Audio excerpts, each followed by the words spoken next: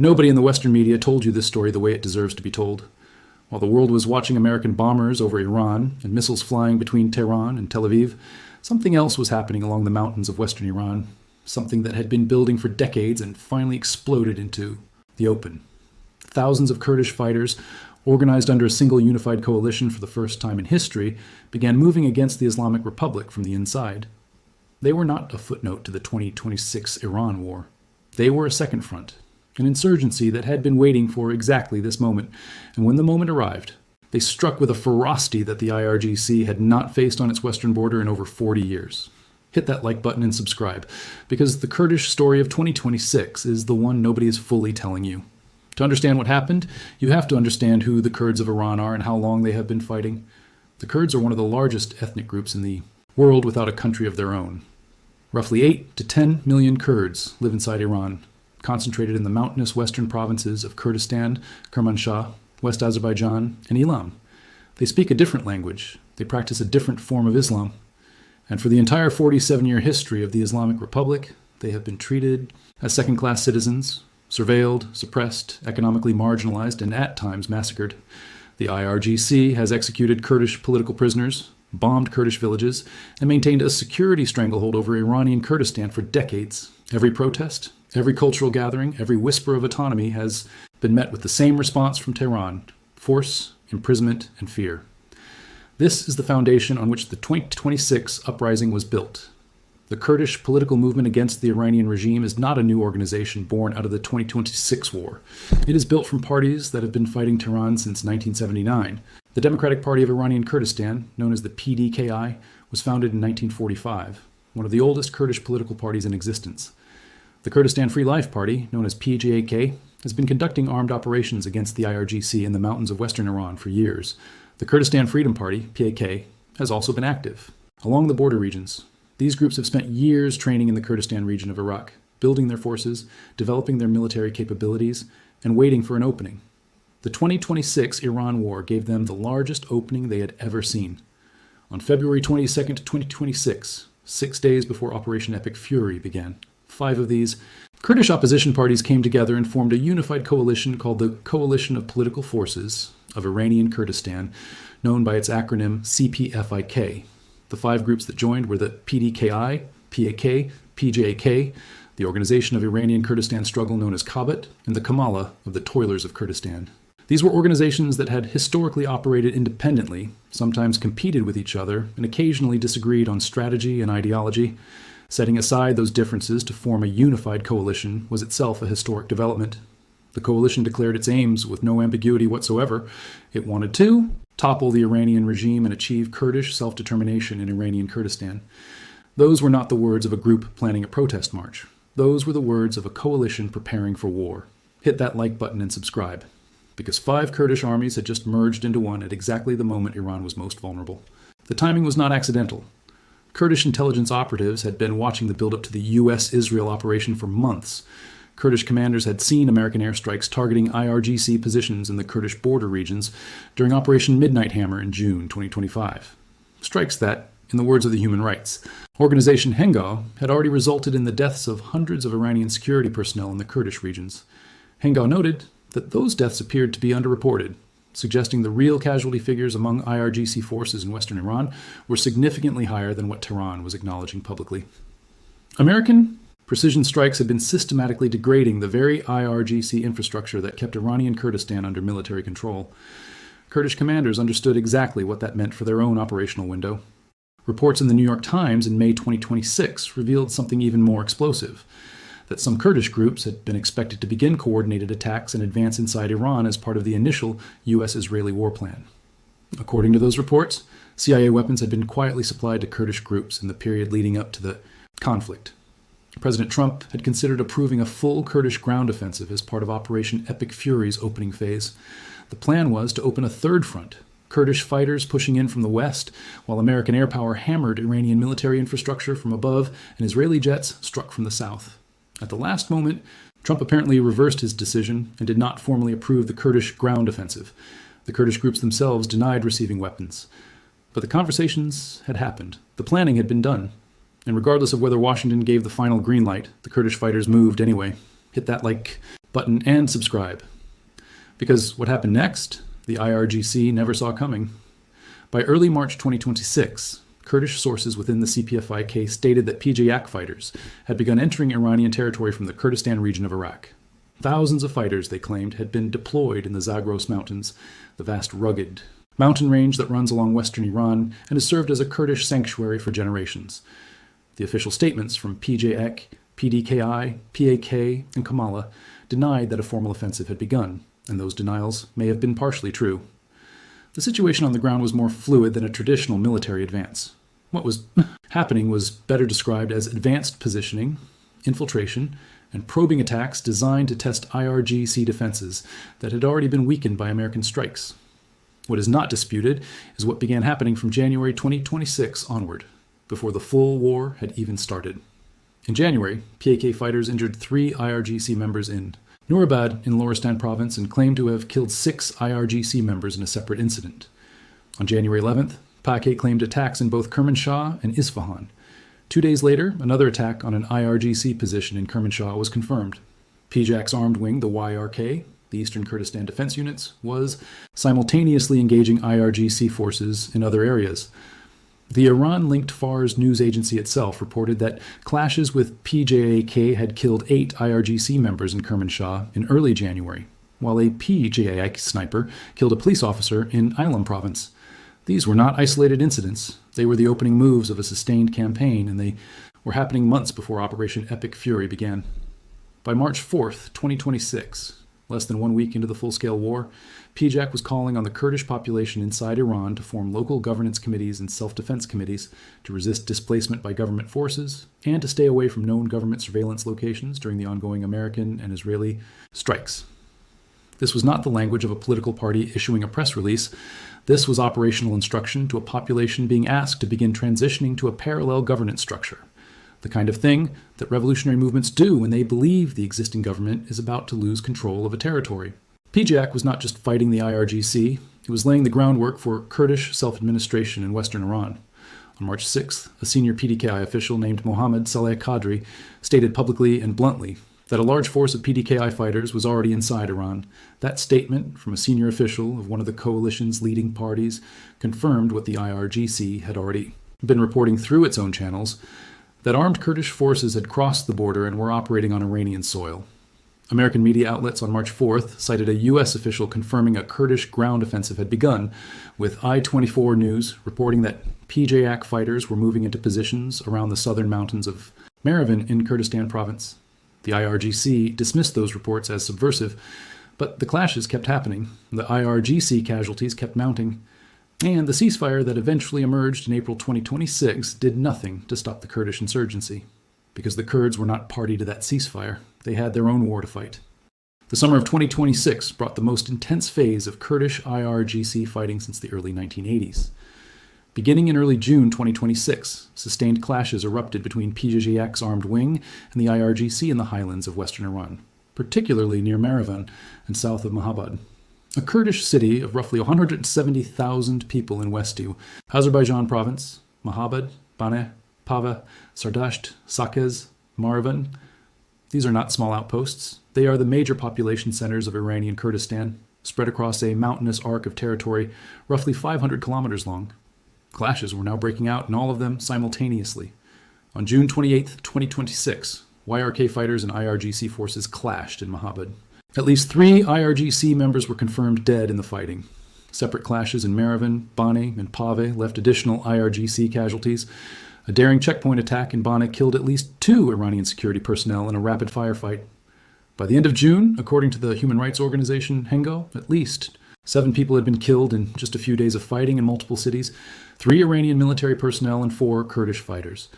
The Jerusalem Post described the situation as a potential new insurgency brewing, something that Israel watched with enormous strategic interest. On July 1st, the situation escalated dramatically. The IRGC's Hamzeh Sayed al-Shohada headquarters ambushed a vehicle carrying 6 PDKI fighters near the village of Keskapan in Pirinshar, killing all 6 men inside. Their names were Mohammed Kaki, Twana Osmani, Abdullah Mohammadpour, Karo Hormuziari, Fardin Changizi, and Mohammed Amin Bayazidi. 6 individual human beings with names and families killed in a military ambush in the mountains of western Iran.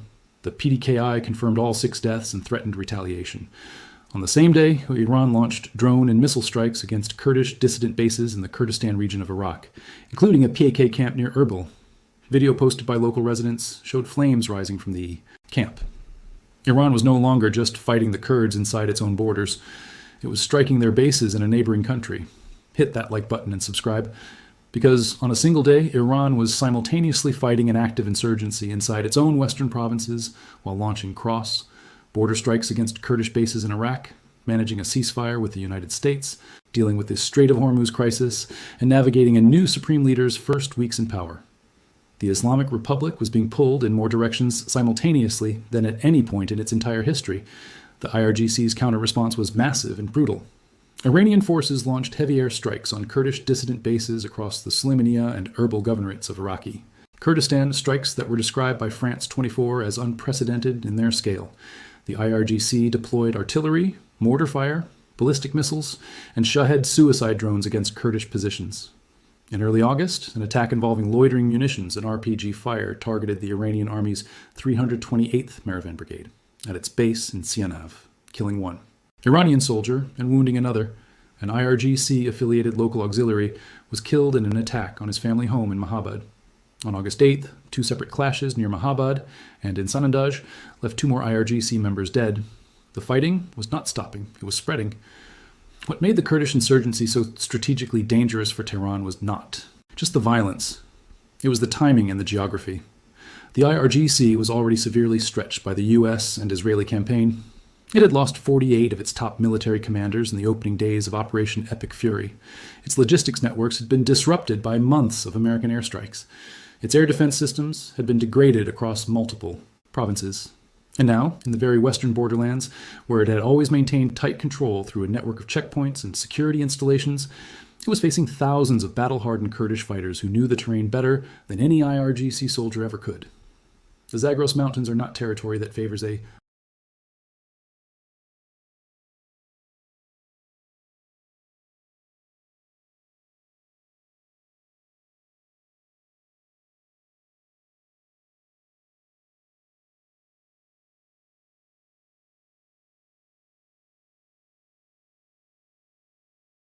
France 24 reported that a number of Iranian Kurdish military commanders who had fought ISIS in Syria had returned to Iranian Kurdistan and joined PJAK, bringing advanced military skills and a record of field cooperation with international forces in the anti-ISIS campaign, including American Special Operations Forces. These were fighters who had faced vehicle bombs, tunnel warfare, drone attacks, and coordinated urban combat in the battle to retake Mosul and Raqqa. They were not inexperienced mountain militiamen. They were seasoned veterans, now applying those skills against the IRGC inside Iran. Inside Iranian Kurdistan, the Kurdish civilian population was caught in an increasingly brutal squeeze. Security forces arrested Kurdish cultural activists, civil society members, and ordinary citizens across Mahabad, Baneh, and other cities throughout July 2026. The IRGC also intensified pressure on the Kurdish population through pro-regime Kurdish tribal groups, setting communities against each other in a strategy designed to fragment Kurdish solidarity. A 19-year-old man named Siavosh Alak was stabbed to death in Mahabad by members of one of these pro-regime groups. His killing triggered anti-regime protests in the city. Iranian border guards killed 4 Kolbars, the Kurdish cross-border traders who have historically carried goods across the mountainous Iraq border as a means of survival. Over just 3 weeks in Nausud, Maravan, and Sarvabad, along with a 15-year-old child. The violence was not only military, it was systemic. Turkey watched all of this with intense suspicion.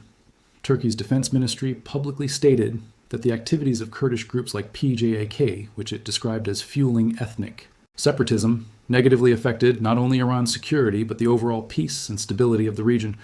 Turkey's concern was straightforward. PJAK is ideologically aligned with the PKK, the Kurdistan Workers' Party that has fought a decades-long insurgency against the Turkish state. Any expansion of PKK-aligned Kurdish influence in Western Iran was something Ankara viewed as a direct threat to its own security interests. The Atlantic Council noted that Turkey was likely to strongly oppose any American or Israeli effort to arm the Iranian Kurds precisely because of the PKK connection. The Kurdish struggle in Iran was therefore not just a bilateral conflict between Kurds and Tehran. It was a geopolitical puzzle with pieces spread across Turkey, Iraq, Syria, Israel, and the United States. The truth nobody was fully telling about the Kurdish fighters in 2026 is this: they represented something that no amount of American bombing could replicate. Airstrikes can destroy infrastructure. They can kill commanders. They can set back programs and degrade capabilities. But they cannot provide the one thing that actually changes the internal political character of a country: a population-based resistance movement with legitimate local grievances and the organizational capacity to act on them. The Kurdish coalition, with between 2,500 and 10,000 fighters by various estimates, and the support of millions of Kurds living inside Iran, was exactly that. It was an internal force with roots that went all the way down to the soil of Western Iran itself. Whether that force will ultimately achieve its goals, Kurdish autonomy, self-determination, or a federal Iran, remains genuinely uncertain. The ceasefire between Washington and Tehran did not include the Kurds. The clashes continued through August 2026 and show no signs of stopping. The IRGC, despite all its losses, still has the capacity to conduct airstrikes, launch missiles, and deploy ground forces in western Iran. The Kurdish coalition, for all its unity and fighting spirit, still operates with light weapons against one of the most heavily armed internal security apparatuses in the Middle East. The struggle is real. The suffering is real. And the outcome is far from decided.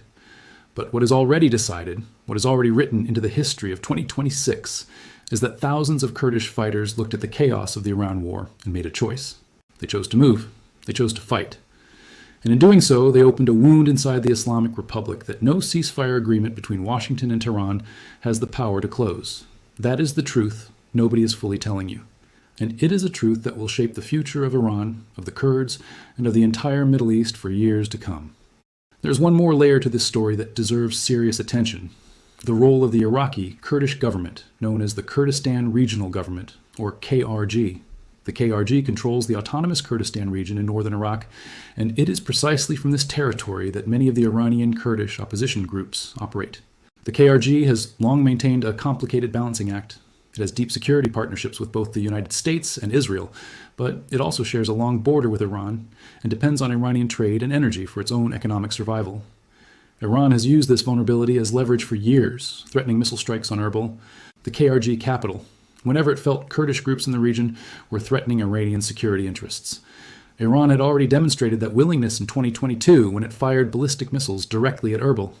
The KRG therefore walked an incredibly narrow path throughout the 2026 crisis, avoiding direct support for the Kurdish insurgency inside Iran, while also being unable and unwilling to forcibly disarm groups that had been operating from its territory for years. An Iraqi Kurdish border employee interviewed during the early days of the conflict described the tension plainly. The KRG leadership, caught between its American allies, encouraging Kurdish pressure on Tehran, and its Iranian neighbor, threatening retaliation, was essentially paralyzed. The two main Iraqi Kurdish parties, the KDP and the PUK, had their own separate relationships with both Ankara and Tehran that they were desperate to protect. And the fact that PJAK was ideologically linked to the PKK, a group that Turkey had been fighting for decades, meant that any overt KRG support for the Iranian Kurdish offensive would have caused a rupture with Turkey as well, the very country that controls the KRG's most important trade route to the outside world. The Kurdish cause in Iran was therefore simultaneously supported, tolerated, and constrained by the Kurdish government next door. A paradox that reflected the extraordinary political complexity of the Kurdish geopolitical position across the entire region. Understanding all of this means understanding why the Kurdish fighters who into the mountains of western Iran in 2026 did so knowing they were largely on their own. They had no air support. They had no heavy weapons. They had no guarantee of international protection or recognition. What they had was a cause, a coalition, battle-hardened leadership, and mountains that their families had been defending for a century. The truth about what thousands of Kurdish fighters did to Iran in 2026 is not just a story about armed conflict.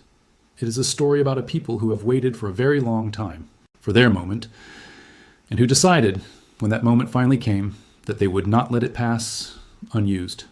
The Zagros Mountains have witnessed Kurdish resistance for longer than the Islamic Republic has existed. They witnessed it under the Shah. They witnessed it under Khomeini. And in 2026, as American bombs fell on Tehran and Iranian missiles rained on Tel Aviv, those same mountains became the stage for a new chapter in one of the oldest and most determined independence struggles in the modern world. The IRGC knows those mountains. But the Kurds were born in them. And that difference, that fundamental generational bone-deep difference, is ultimately what the numbers and the military assessments and the satellite imagery cannot fully capture. It is what makes the Kurdish insurgency of 2026 not just a military event, but a statement about who these people are and what they are willing to endure to be free.